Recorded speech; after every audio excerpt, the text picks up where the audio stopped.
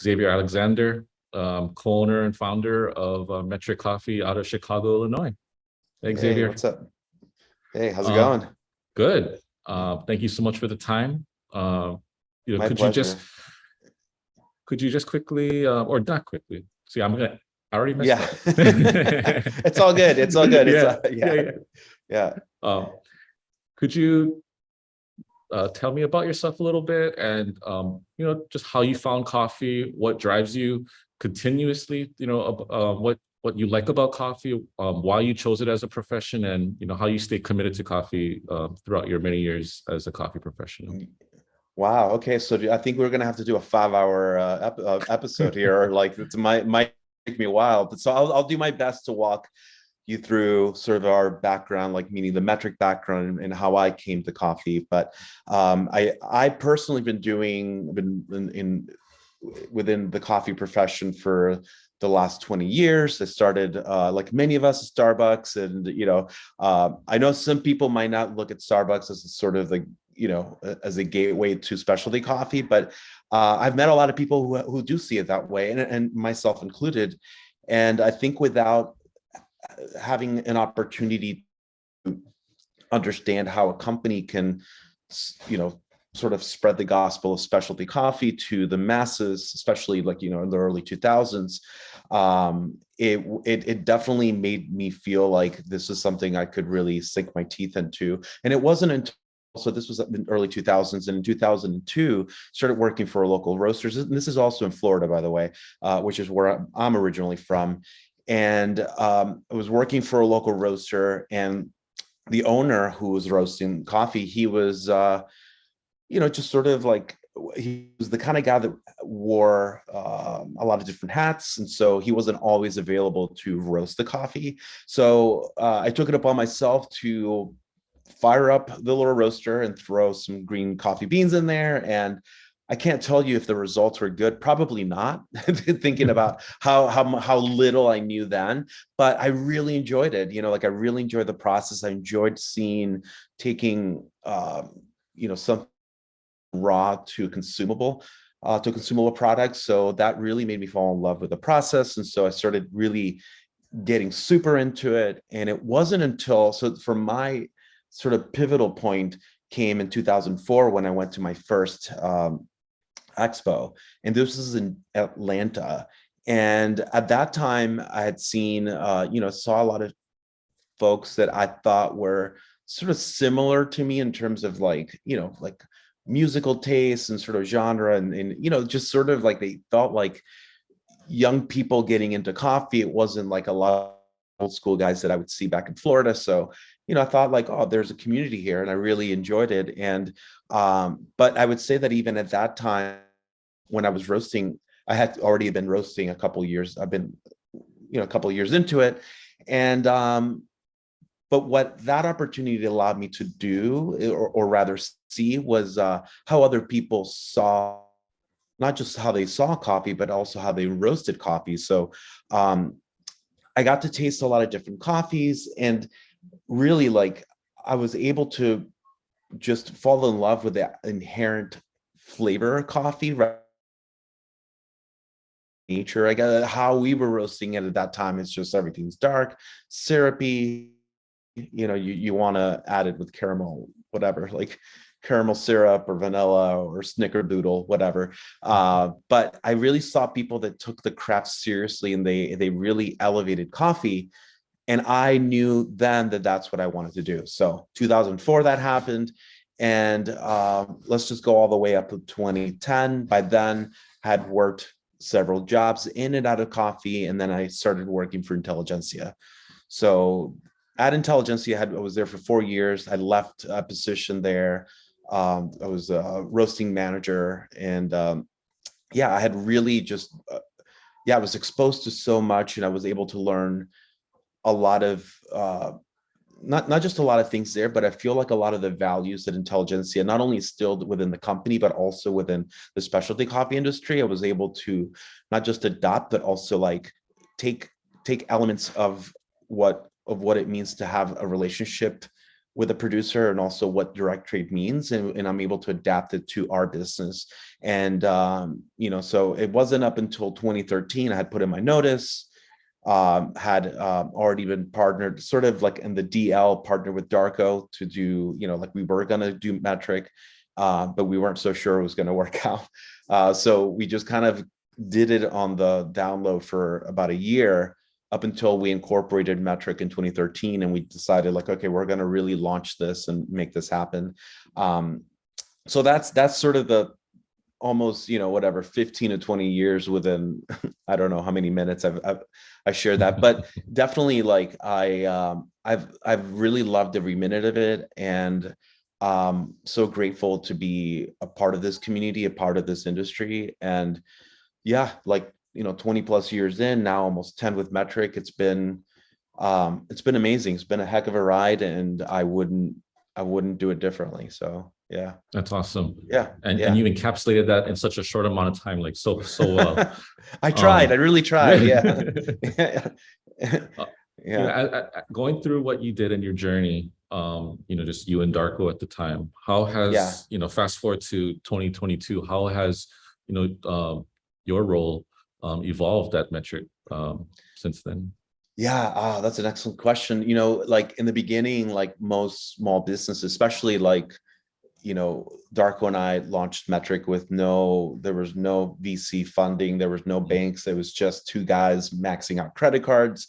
My wife and I just worked like maniacs to try to maintain our family. The same goes for Darko. Like we really struggled in the first couple years with not just financially, but also like, we the business didn't ramp up the way we had estimated it to. And so like anyone who's a small business owner, you're wearing all the hats. So we were doing sales, we're doing, equipment installs, we're doing like literally whatever, like anything and everything that needed to get done to ensure that our customers were satisfied and that we're taken care of, we had to do.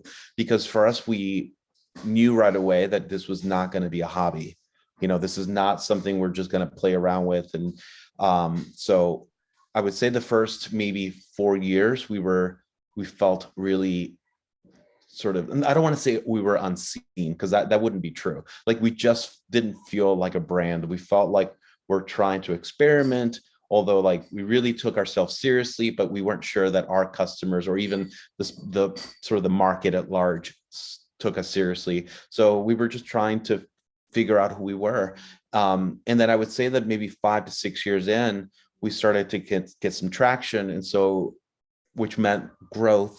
And with that growth came positions. So we hired, roasting manager. We've had people, production manager. We have a cafe manager. So a lot of the things that we were doing in the beginning were now delegated to certain people who then performed those roles. And so what I've found myself in the last couple of years, and the same for Darko, is just to be just not just keeping the status quo, which is to like, okay, we want to do really good coffee. We want to ensure like that everything we do is done with full transparency and it's done in a way that feels authentic and organic to our customers. But furthermore, like we spend a lot of time talking, like, and that might sound redundant to some people, but we find that especially with the kind of business we have, it's really important to stay calibrated. So like when we talk about cuppings, you have to cup almost daily to be calibrated with somebody else. So my 84 is your 84, my sweetness is your sweetness. And, we may not always see eye to eye, but like that's still beautiful and fine. But part of calibration is being able to understand, like we will have a common language in which we can now figure out how to best proceed with our business. So we do a lot of sort of talking things through, really understanding how do we want to navigate in the next 2, 3, 5 years, and what's our vision, what's our goal.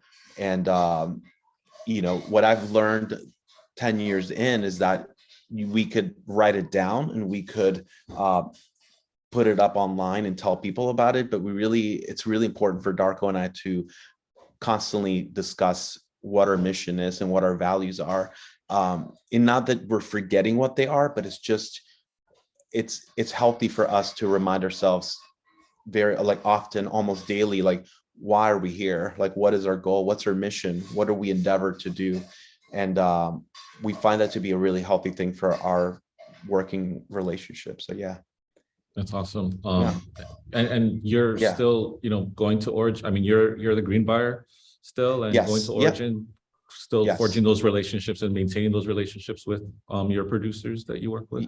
Absolutely. It's so important to me. Like our first trip for Metric was in 2015. I went to go see Benjamin Paz, who and I now consider a really close friend, and we text like almost every other day. And that's sort of that's the beauty about being in coffee, especially when we, if I am eager to develop a really just a direct and authentic relationship with another human, for me that means having constant communication, and not just about business, but we can talk about other things. We share family photos, we share dumb things, like it's whatever, but that's sort of the cool factor, because when we see them again, whether it's Honduras and Peru, Colombia, Costa Rica, Guatemala, it feels like you're visiting a family member. And I really, that's sort of like my personal, like it's a real honor to be able to have that privilege, because it is a privilege. A lot of roasters do travel, but they are not always able to communicate. I'm Spanish speaker, because we, due to that, it really does help break down some of the really important barriers. Because I see that with some colleagues within the industry, they don't understand the language, so they want to take the photo with the producer. They want to connect the best way possible, and which I think is beautiful, but I feel like it is incredibly important to have the ability to use language to sort of communicate, like, this is how your coffee, this is what it means to us, this is what your work means to us, this is why it's important. And so hearing that in our mutual language really creates a bond that feels that is special. It really is. And so that's why I travel for coffee, and I feel like it's important to be able to continue that work, because that doesn't, sort of by virtue of having that connection, it doesn't mean like you're getting a sort of like a 3 to 5 point higher coffee, like over like year over year. It just means like it's just the way it should be. If we're talking about a direct relationship, there should be communication, there should be some sort of fellowship, there should be a way to make, that I've been told this many times, and for me it's sort of weird, because I don't walk into a room and think I am somebody, but to them I am someone, and I am someone of importance and to their lives. And while that makes me feel a little odd, because I don't want anyone to see me that way, I also see that like we are their partner, and so we are, to many producers that we work with, they feel like some of the anxiety of like, will they be buying my coffee this year? Will they be committed again? Like, all that is quelled when you visit. All that is quelled when you respond. All that is quelled when you let them know that, hey, I'm committed in buying more of your coffee this year, or I'm willing to augment our pricing because this is what you need. And that's what direct sort of buying means to me. So yeah. I really appreciate that, Yeah. because Yeah. we talk about, we have those terms like direct trade, but from how you approach it, it's definitely not like just a cupping score or a transaction. It's really about, like you said, speaking a common language and developing those personal relationships. And like with everything, like we just previously, before we recorded, we were talking about how hot the weather is and how we don't know Yeah. what the coffee economy is going to be like in the next couple of years. So I mean, Yeah. it truly is special, and gives them also peace of mind that when they're working with you, it's not just, oh, you're buying X amount of pounds of coffee. You're really thinking about them, and just Yeah. keeping everything as a family, really. So Yeah, it's important to me. And I think, yeah, we were talking about the weather, and like I think we both sort of took notice that it's like, yeah, it's really hot, and it's also impacting our industry in a major way, especially coffee producers, which are the sort of in the value chain. They are the ones who stand to lose Who's the the most, you know, like, most? Yeah. and it's that has always been unfortunate, but now you have climate and you have social political issues, and you know, there is just so much. And you know, we have producers we've worked with over the years, and you know, not, I wouldn't say by and large most of them have abandoned coffee, because they're still, if you're paying them fair prices, they want to stay, because it totally makes sense. But at the same time, some of them are getting up there in age. Being Mhm. outside all day in this hot weather is not conducive to, like, it's not healthy. It's not like they can't just keep going. Many of their children don't want to do coffee, and who can blame them? You know, like, if the price isn't there, they don't want to do it. And thankfully, there are some that are excited about it, because they really do love working in the agricultural sector, especially, you know, dealing with coffee and and other crops. So, you know, but that's only going to happen when you meet them with a better price. Mhm. But even beyond, even with a better price, there still comes like the other challenges of like pesticides and herbicide pricing has like tripled, you know, like Mhm. the cost of labor, the lack of labor. It's just so like chaotic. And it feels to me, and I don't have any data to support this, but you know, like just seeing over the years and taking notice, is that we're going to see less and less like smallholders, and you're going to see Mhm. medium to large side farms, because Mhm. everything's going to be vertically integrated. And then you have small, like I consider smallholders, they are small businesses. I'm a small business, so you know, like if another roaster that's got muscle and large, you know, like sort of global reach takes over our backyard, they could put us out. They could put us out of Mhm. business, and my family hurts. I will hurt. Our community, our employees will hurt. You know, it's Mhm. I that is scary, and Mhm. you know, but essentially that is what's happening to them. You know, like we Mhm. are doing okay, but to them it feels like, you know, if this one more year, if this continues to happen, I can't do this, you know. Mhm. And that even with an excellent price, there's again the other variables like weather, as we were talking about. It's like they're not able to, you know, like the weather and also labor. If you're having a really hot and seasonally hot weather, you might get like faster ripening, and then you don't have enough pickers. So then like, Mhm. what do you do? So then you're Mhm. just like, well, and then you have to sort of like do it all on your own. And then you're just working your fingers to the bone.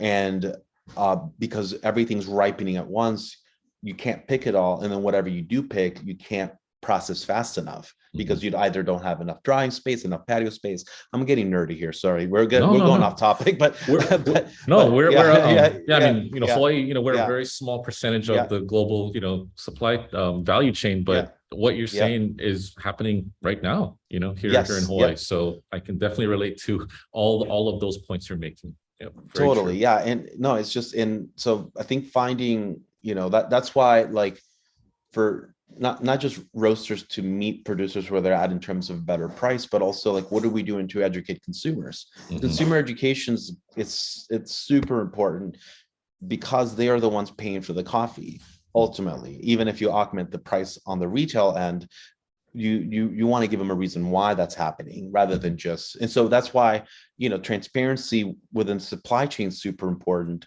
even though it's still hard to give consumers context as to the the efficacy of that price. Hmm. But the more we have that discussion out in the open, and the more we Hmm. include consumers, the more Hmm. they become aware of the language, of the Hmm. terminologies, like what it means to, you know, understanding the C market and fair trade and a direct trade, or better price, Hmm. whatever that means, you know. And so for me it's always been I don't know, like I'm really passionate about that topic, and I'm Hmm. passionate about um having direct relationships with producers. But it is definitely like, you know, as we get into 2023, and just sort of all the unrest and all the challenges that are happening literally in every coffee producing country around the globe, it's you know, like you know, I feel helpless, but I know that that isn't going to do anything. So I just feel like, well, what can we do?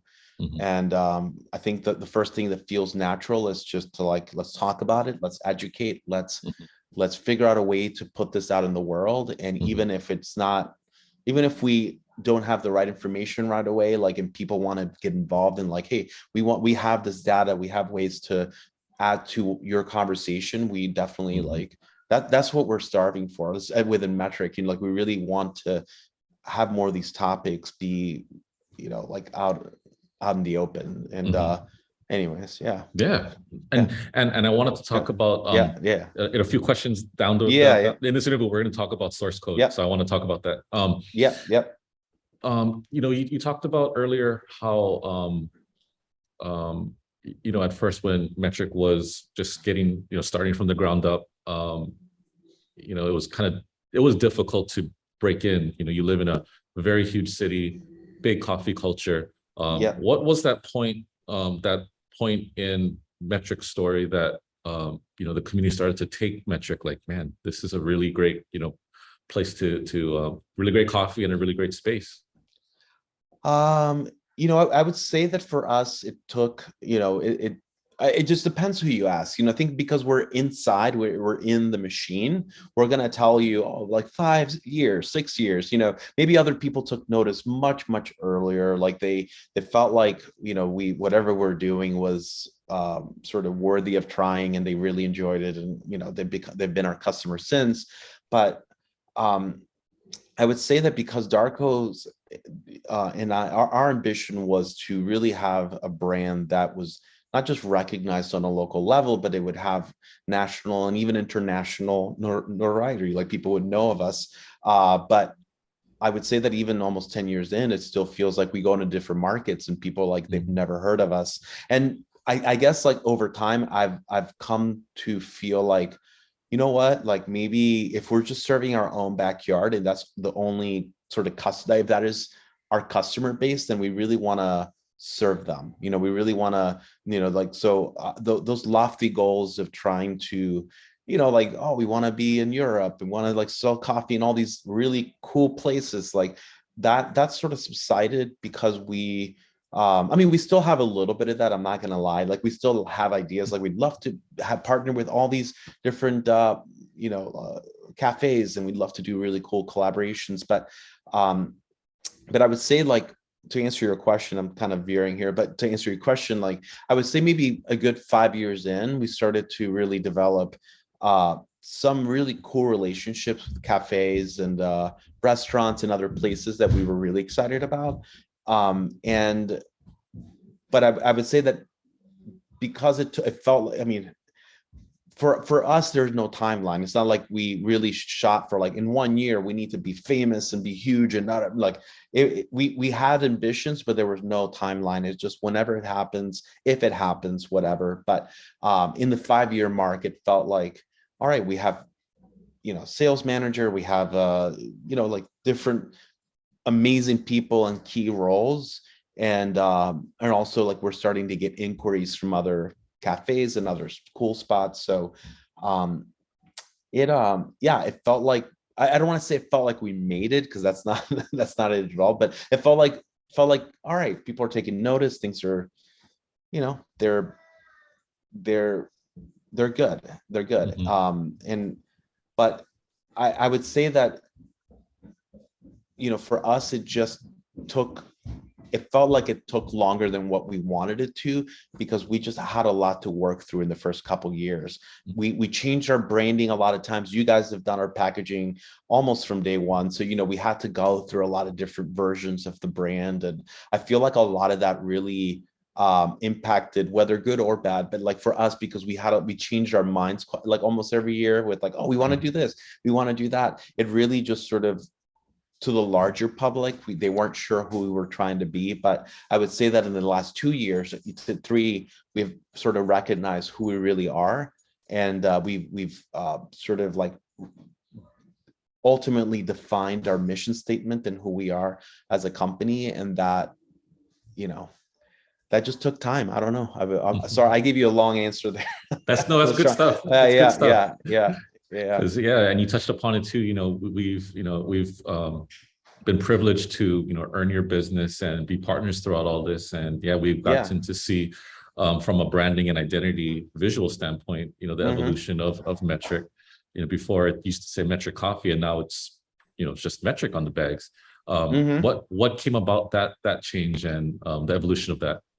So that's a great question because we like, and I remember Darko and I were sitting in our lab and in our packet in our bags with, we have Metric Coffee. And we're ultimately we're a coffee company. We're nothing but that. Although we felt like when we took notice, not just within the coffee sector, but like other brands, like for example, a skateboard company to an apparel company. A lot of times they never said, like they don't mention like so and so apparels and so skateboard. Some of them do, but I felt like for me and for Darko and I felt like a breath of fresh air to just call it Metric rather than Metric Coffee. Although on the social channels and emails and website, we're still Metric Coffee. We will always be Metric Coffee, but on the packaging, really just what we considered at that time and when we made the change, we wanted to have Metric. When people say Metric, to have it be synonymous with coffee. There's a band called Metric. Of course, people do make that correlation. There's the metric system. There will be other brands that will have some sort of metric element to their name. However, we definitely recognize the power of like focusing on just the word metric within coffee, and then having the sort of the I guess the public who's buying the coffee to, when they say metric, automatically they understand it's coffee. So that was the reasoning. Yeah. Even here, all the way in the middle of the Pacific, when I talk to coffee professionals and I say Metric, they immediately know and recognize you guys. So yeah, I mean, you guys have done an outstanding job, thus far. Thank you. Thank you. Um, you're a really good storyteller, Xavier, and you've given so much information already. But could you share maybe the top two proudest or highlights of Metric Coffee thus far in your journey? Oh gosh, top two. Well, I guess like there are really a lot of them, but I would say I'm gonna start at the beginning. Mhm. Um, and I'm gonna tell well, I'm gonna tell the story. I'm gonna keep it short because I know I could run a little long on it, but I was thinking about when we first launched Metric. We And I know this is going to sound weird, by the way, because it's like definitely not one of those like, I won an award and I did this. It wasn't any of that. It was just like a proud moment for me was my wife was working one evening. She was working at a restaurant called Lula, who's an account of ours. We love Lula, our favorite restaurant. Well, one of our favorite restaurants because we have so many that are wonderful here in Chicago. But she was working there and a customer called me and they, really, like, we only had two of them and that was one of them. They're like, we need coffee for tomorrow morning. My wife's at work. We have our then 3-year-old and we have no car. So I had to strap him into his little blue like cart. And then sort of 7 o'clock at night, I'm walking up in a sort of seedy part of town to get to our warehouse, fire up the Probot, roast 5 pounds of coffee, which I had to grind and portion pack, get on a bus to Wicker Park. So it was about a 10-minute bus drive full of people with my child and a box of coffee. And I go to this busy bar to hand over the box of coffee and an invoice. And so like that for me, like that experience was really transformative, and I'm proud of it because um, we knew I have always known that Darko and I were really determined, but in that situation for me, uh, not really having anyone to lean on. My wife's working. We couldn't just call a nanny. We have no family to help, nobody to sort of lean on. And I was just really proud that I was able to take care of that customer and fulfill that obligation. And while it was difficult, I was still really proud of like being able to accomplish that, which was incredibly challenging, but still like for me was transformative. Second one would be what we're hoping to be like, and I feel like this is going to be our top, how do I say this, like proudest moment, is that we're currently in the middle of closing on our future headquarters, which is going to be a 10,000 square foot warehouse, 2,000 square foot cafe with a patio. And we're going through SBA at the present moment to for the loan. And yeah, so then the goal is to achieve what we have achieved at our Fulton location in a much bigger space where we can really focus on education, we can focus on hospitality, customer service, etc.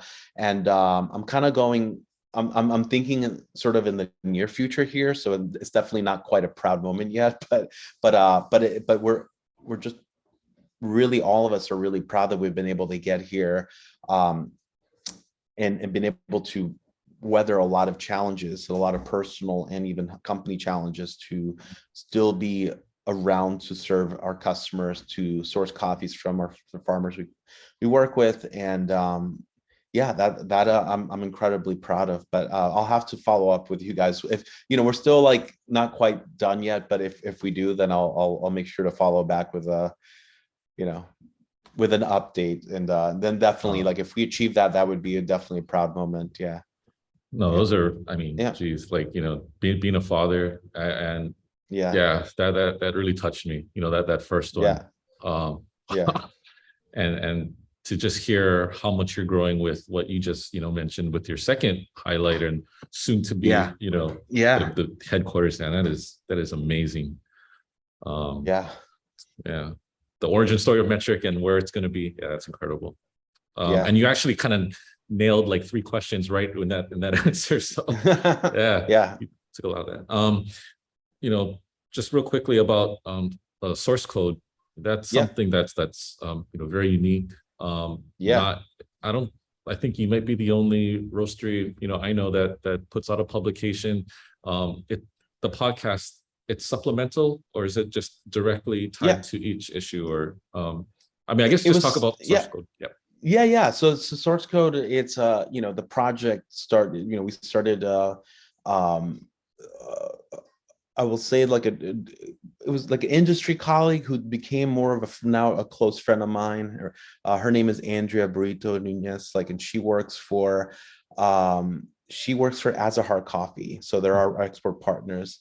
And Andrea is an excellent writer. She's just phenomenal, like really love her writing. And so I had approached her about this idea because I am not a writer, although like I do enjoy telling stories. I think you took notice of that, but like I enjoy telling people stories that I feel like will, just impact how they, sort of not just how they see coffee, but I wanted to find a way for me. So for me, source code was almost like it was almost like a Trojan horse. I just want to use it as a way to like illustrate and also add photos of the value chain, but also really highlight the importance of paying more for coffee, essentially. So now, if you ask me, like, was it extremely successful in achieving that? I honestly don't know, just to be fully transparent with you, pun intended.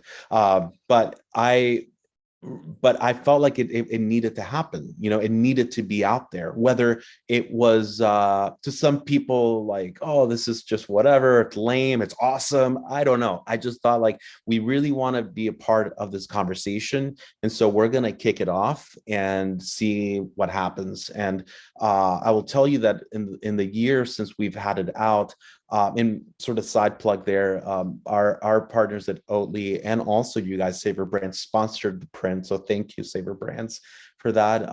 When I approached Patrick about it, and also you had give me some encouraging words, which I never forgot. So I appreciate you for that. But yeah, but without other people believing in it and figuring like, hey, you know what, this is cool. We really back this up. Like that made me feel like this is something that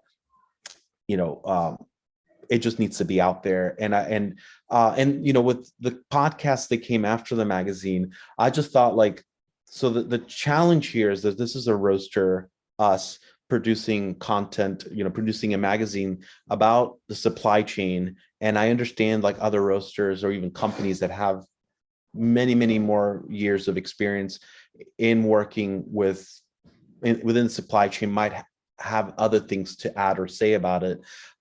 So I understood that it could seem one-sided to other people. So what I thought was like, let's do a podcast where we interview other people and get their take on sustainability. We get their take on what it means to have a direct trade relationship, and like why pay more for coffee matters, and everything in between. And so like we recorded about 15 episodes, released the magazine 15 episodes, and it's been well received. I feel like that's been really well received because there's been some people that I would think that are more familiar to the specialty coffee consumers, like bigger names and people they follow and they know like, oh, this individual has some clout. They've studied this, they know what they're talking about.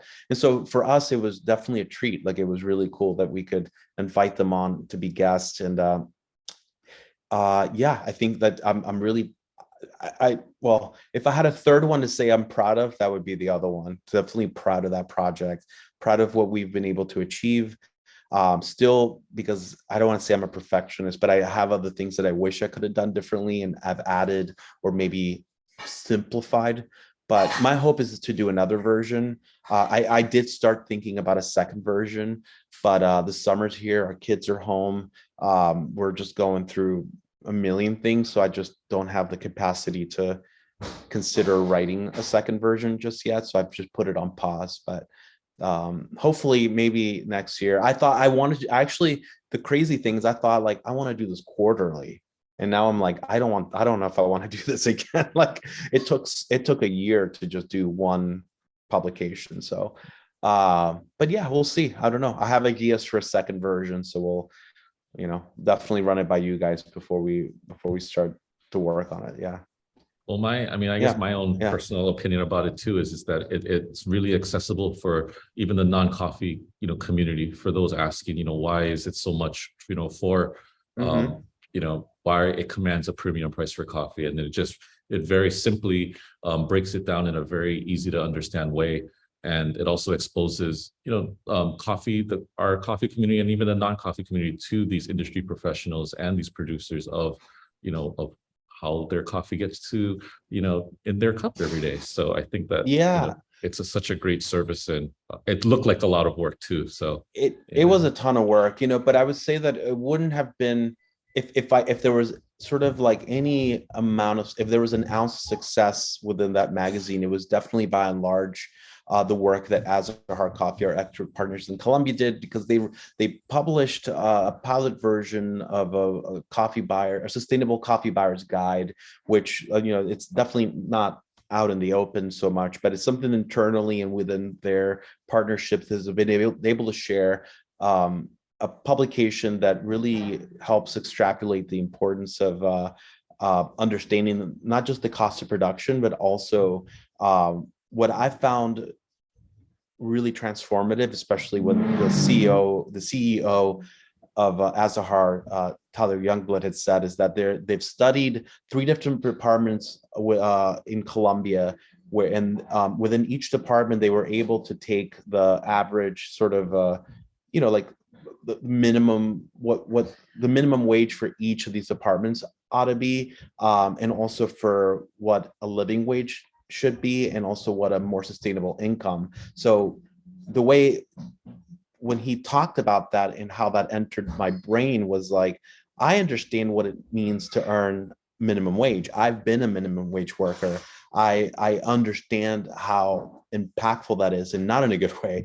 And so like with when that sort of entered my psyche, my brain, I'm like, oh yeah, okay. So then what they did was they broke down everything to three tiers. So if you pay this price, this price is poverty minimum wage, and this is a minimum, and this is sustainable. And so that really helped me see pricing in a whole different light. So when they present pricing, and I'm not, like, nowhere else no other country does this, where they show you like, this is the local pricing, and this is like, like whatever medium, and this is high. This is like the pricing where you can send your kids to school, you can have healthcare, you can save 20% of your income. And it's like, wow, holy cow, like that is awesome. So that's what sort of helped me like say like, I want to do this project, and I want to use their data and what they've done to really support what, not just what we're doing, but also to like give praise to what that work, what it is. Because then we have one producer in Colombia that we've been paying like the highest price possible. I mean, we really just augment all across the board in Colombia. We pay really, really great pricing, but we have a producer that we work with that for the last 5 years. And so Nelson Chavez has been getting like consistently top pricing on all of the coffees, regardless of how the coffee is delivering. And so what the conclusion of that is that within his own community, he is like the patriarch of that community, in terms of like, people look to him and how he's processing coffee, how he's managing the relationship, how he's delivering to the cooperative. Across the board, like everyone really looks to Nelson Chavez, and he is like the example that ya concur in that part of Nariño, as like, this is, this is ideally how all relationships should look like. But the reality is that they don't. And do I know if they're all going to look like that eventually? I definitely don't have the answer to that, but we definitely knew that we wanted to just have, uh, you know, have a certain relationship where all of the transparency data that we get from them and all the cost of production is recorded year after year. And then to look back maybe a couple of years from now and see how has he fared since the beginning of this relationship, and what add value has this relationship added to not just him, but also his family, his community, so on and so on. So like it is, I'll just say it's going really well. And and it's just because of a better price. That's it. Like that's the, yeah. And I really like that it's not just like a one-off kind of thing. It's like you're actually tracking and seeing, Yes. what kind of Yeah. impact you're creating, and how that relationship goes over a period of time. I think Absolutely. that's really powerful. Yeah, I mean, it's really encouraging and it's beautiful, but it's also heartbreaking, because you could Mhm. go like a mile down the road and that's not Of the case. course. Same Yeah. variety, same altitude, same processing. It's just not Mhm. the case. But then there's different powers at play. You Mhm. have like a whole community selling coffee at, like whatever, even if it's a nickel over market, like just to say it's it's Mhm. more, and but that's not enough. Like it's still Mhm. like, it's not sustainable. And Mhm. so that's really challenging, because you'll have global companies that can guarantee, like a 10-year contract. They're saying, we're gonna hedge for 10 years at this price, and this is and I've talked to producers that say, I'd rather take a 10-year I'd rather know that for 10 years I'm selling my coffee than to know you're coming here for 2 years and then you're not going to come back. Mhm. And that's alarming, because Mhm. it happens so much. There's a lot of Mhm. people that are fair weather buyers. It's like, oh, that didn't taste good this year, I don't know, bye, Mhm. like. And that's, I mean, that's not to knock on other people, but like, it's really, you know yeah, it happens Mhm. a lot, unfortunately. Mhm. But because there's no real standardized buying model. Buying Mhm. models can be like, we could say, this is our buying model. Cool. This is their buying model. This is their buying model. It's all like all over the place. There's no Mhm. like real standard. Um, Although you could go online and sort of find what other people like the Peter Giulianos of the world and Jeff Watts of the world have said, which are, it's all wonderful and beautiful information as to how they define direct trade and sort of the relationship buying. But nowadays, it again, every company's sort of defining their own Mhm.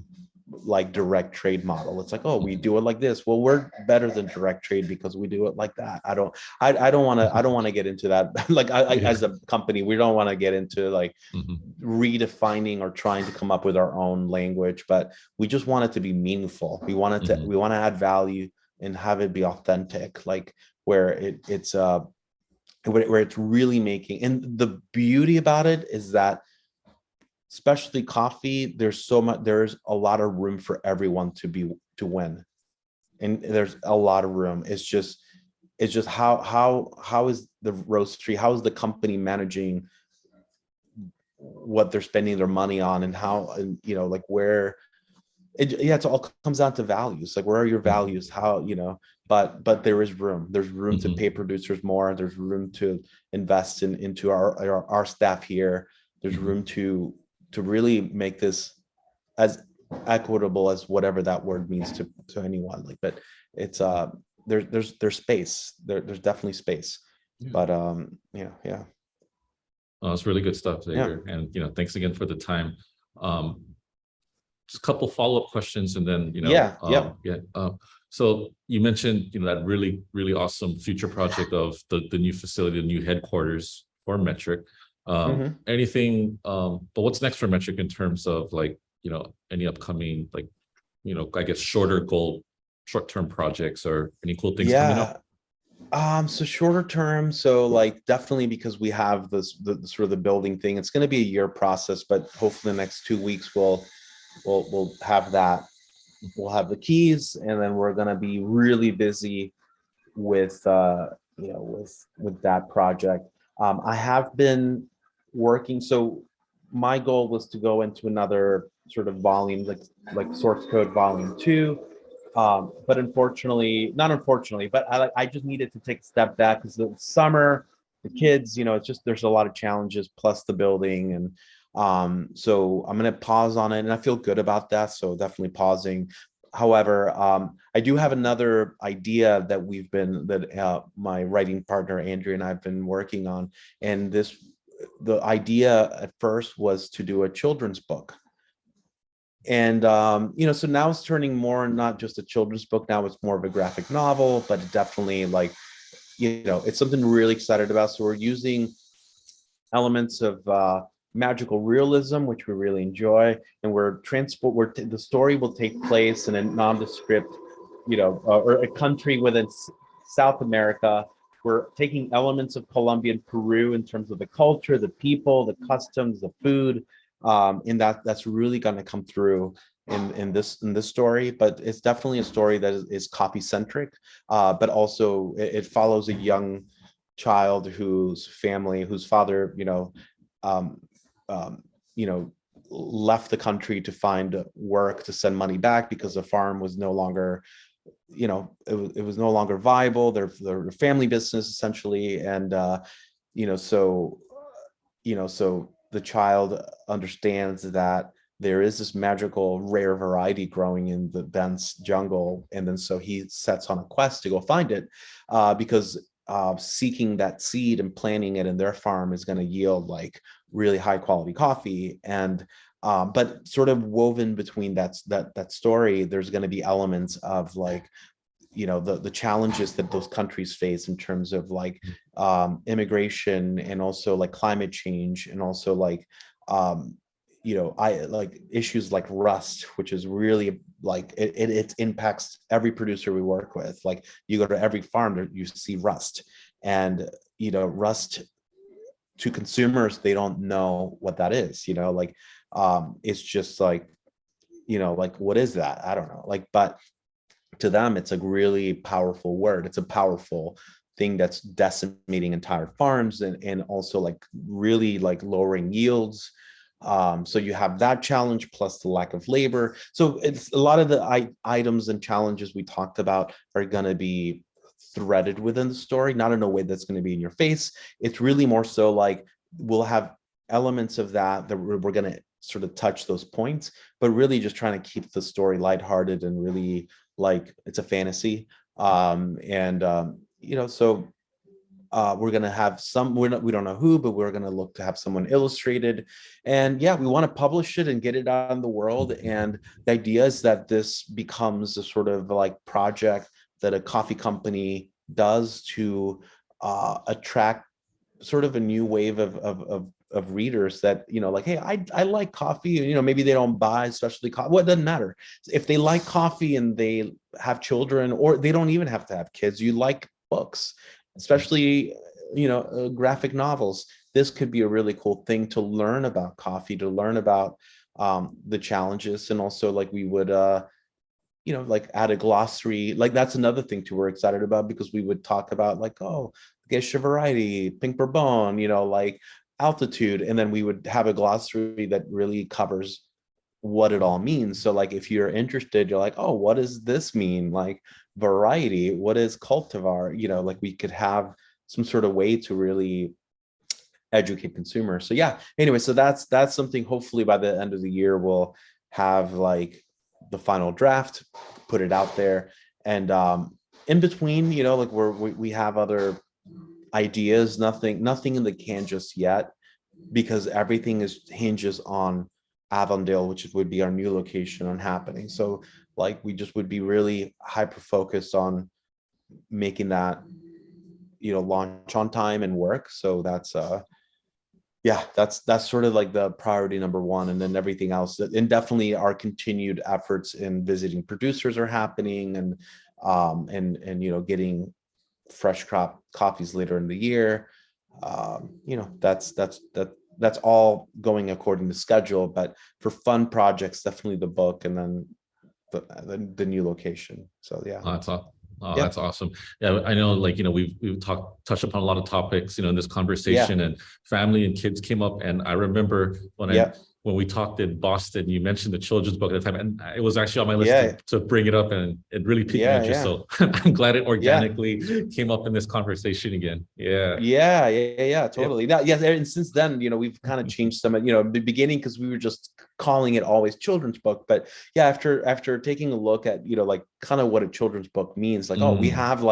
we have like whatever 40 chapters. Like, I don't, that's not a kid's book. Like, Yes. they're gonna fall asleep in chapter 2. They're gonna be like zonked out. Like, no, we need to, this is more of a graphic novel. But Yeah. definitely, like, we there's a childlike, we definitely have um elements of Gabriel Garcia Marquez, the writer, Colombian writer, which we both really like. And then so we're thinking, if we marry that with Princess Bride, that's sort of what we're Mm. trying to do, like a little bit of that. We're just like, we don't have the story doesn't quite have an Ignacio Montoya, but Mm. it might now It that I'm might. talking to you. Yeah. Yeah, we'll have the, you kill my father, prepare to die line. Yeah. Some we need stuff like that. That's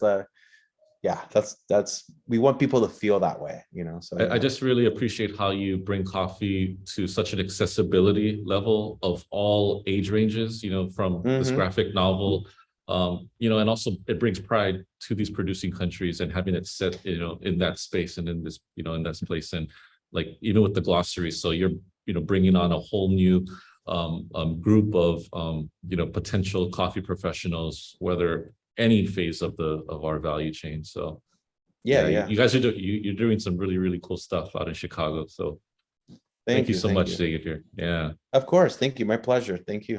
yeah. Um, Anything else you wanted to share? Or I mean, you shared a lot.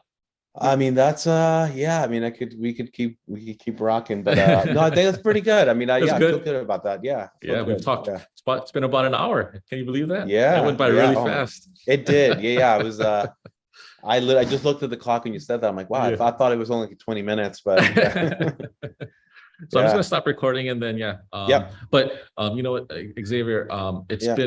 it's truly been a pleasure, being a partner Yeah. through Metric Coffee's journey. And yeah, we definitely want to honor you guys, and thank you Thank so you. much for the time.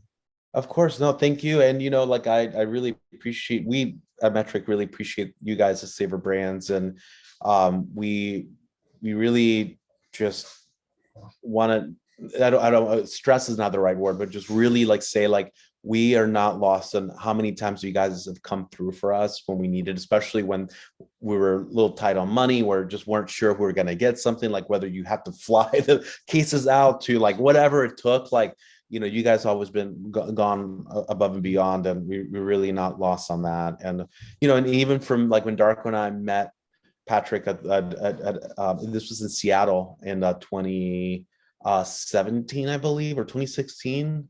Might have been 2016. We had gone to Seattle, and it's all kind of a blur. But I remember like one of the highlights was meeting him, because you know, just at the booth and really knew what he was talking about. And from that day on, just having, you know, more times to get to know him more personally and see how like he's I was saying, I think you probably, you know this, but he's incredibly smart individual, and he knows what he's talking about. So I really appreciate and value that, but also he's never once made us feel dumb or bad about anything. So I also appreciate that. Yeah, he's always been like really just like really patient with us. And also I know that Darko can be a little like, you know, like as an example, like there's obviously you guys are in charge of a lot of really important parts of the company. Go like, I'm just going to call Patrick right now. Like you just call him no matter what time.